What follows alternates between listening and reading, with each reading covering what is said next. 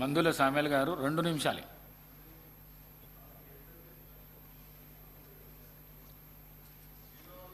గౌరవ స్పీకర్ గారికి ధన్యవాదాలు.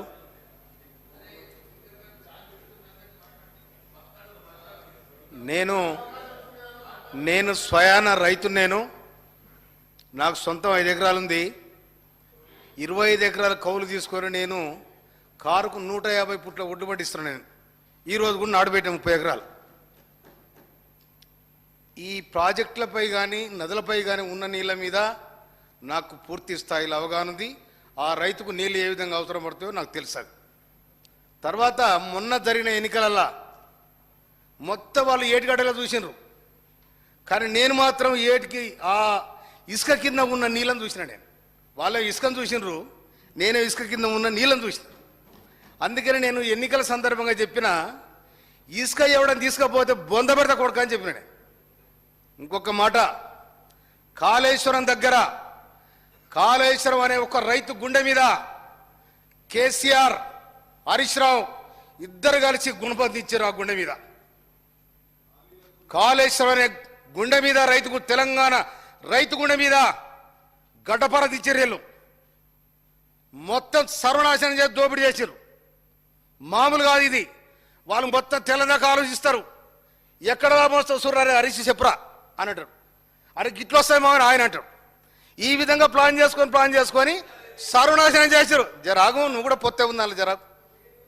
తర్వాత ఈ విధంగా కాళేశ్వరాన్ని ఖతం చేసిర్రు. ఇక ప్రజలను కూడా ఆగం చేసిర్రు. ఒక మాట చెప్తున్నా స్పీకర్ గారు, గౌరవ స్పీకర్ గారికి, జరాగు నేను పుట్టుకతోనున్నా, మీరు ఇవ్వలేరల్లా. నేను మొదటి నుంచి ఉన్నా, నాకు తెలుసు అది. ఒక మాట జరా, పద్మశాలి సోదరులు ఊరవతల ఈ రంగులొచ్చడానికి ఒక తొట్లు పెట్టుకున్నారు. తొట్లు పెట్టుకుంటే ఊరవతల నక్కల గుంపులకు వెళ్ళి ఒక నక్క వచ్చి అలా దొరికింది. ఇలా దొరికి తరక రంగు మారింది. రంగు మారి మళ్ళీ నక్కలలో పోయింది. నక్కలో పోయి ఏమన్నది, నేను రాజును రా అన్నది. అనేసరికి నువ్వేట రాజు అవుతావు అని వాళ్ళు కూడా పొద్దుదాకా ఆలోచించారు. ఈ నక్కలు ఏం తింటాయి, రేగ్గాయలు రేలకాయలు తింటాయి. అవి సాయంత్రం వచ్చేసరికి అటు ఊలు వస్తుంది. ఇది ఇట్లా రాకపోతే మాత్రం ఇది దొర, ఇది రాజు కనుక ఇది అయిందనుకో, మనలాగా అయిందనుకో, ఇది మనదనుకోరు. కనుక ప్రజారాజ్యంలా ప్రజాస్వామ్యంలో ఎవడు రాజు కాదు. ఇది ప్రజాస్వామ్యం. రాజులు అనుకొని విర్రవీగి ప్రజాధనాన్ని కొల్లగొట్టి ప్రజలను బానిసలు చేస్తే ప్రజలు తిరుగుబాటు అయింది. అందుకనే ఇప్పుడు కూడా మీ వెనక అంగి జరిగింది, కానీ ముంగడ చూసుకొని మురుస్తున్నారు. మీరు వెనక అంగి జరిగింది, వెనక జనం చూస్తున్నారు, మీ ముంగడ చూసుకొని మురుస్తూ ఉన్నారు. తర్వాత మా నియోజకవర్గానికి సంబంధించి ఒక్క మాట, మా బునాది గారి కాల్వ దానికి 270 కోట్ల రూపాయలు తీసుకున్నారు. గింత గెలగిచ్చారు, ఎక్కడ పోయినా పైసా తెలియదు. అది 98 కిలోమీటర్ ప్రయాణం చేస్తుంది. 60 కిలోమీటర్ పూర్తయింది.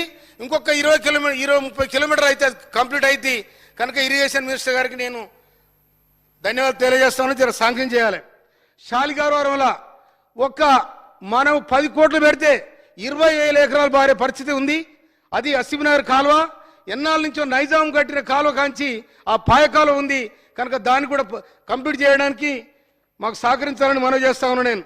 తర్వాత చెక్ డ్యాములు, మా నల్గొండ జిల్లాకు చెక్ డ్యామ్ శాంక్షన్ చేశారు. ఈ చెక్ డ్యామ్ల కాంట్రాక్టర్ ఎవరంటే సిబై కాంట్రాక్టరు సుధాకర్ రావు గారు. వాళ్ళెవరు, వాళ్ళ చుట్టాలు. మొత్తం యాదగిరిగుట్ట కాంట్రాక్టర్ వాళ్ళే, దాని చుట్టూ ఉన్న రోడ్లన్నీ వాళ్ళే, చెక్ డ్యాములు వాళ్ళే, సర్వం వాళ్ళదే. మొత్తం చెక్ డ్యామ్ కడితే మొత్తం కొట్టుకపోయినాయి. నా ఊర్లో కూడా చెక్ డ్యామ్ కొట్టుకపోయింది.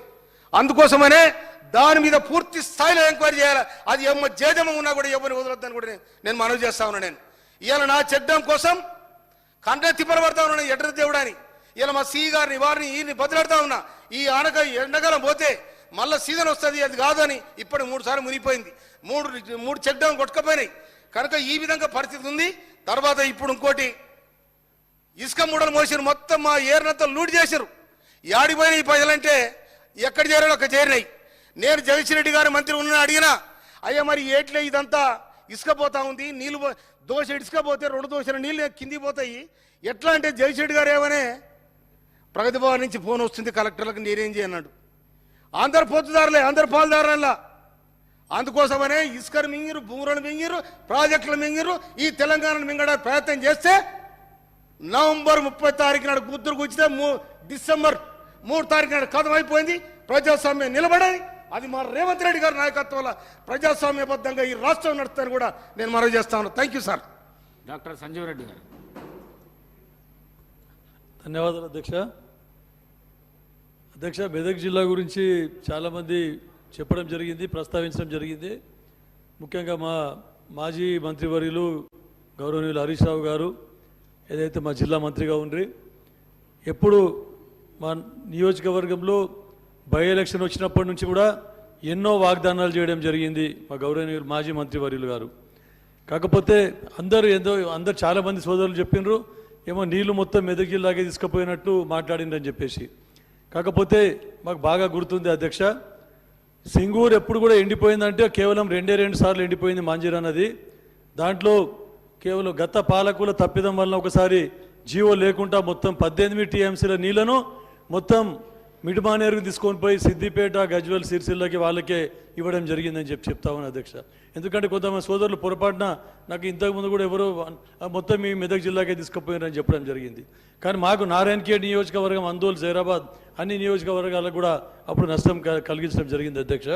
ఎందుకంటే నేను డీప్గా పోకుండా దీంట్లో కొన్ని కాళేశ్వరం ప్రాజెక్టు తప్పిదాల గురించి పోకుండా కేవలం నా నియోజకవర్గానికి పరిమితం అవుతాను.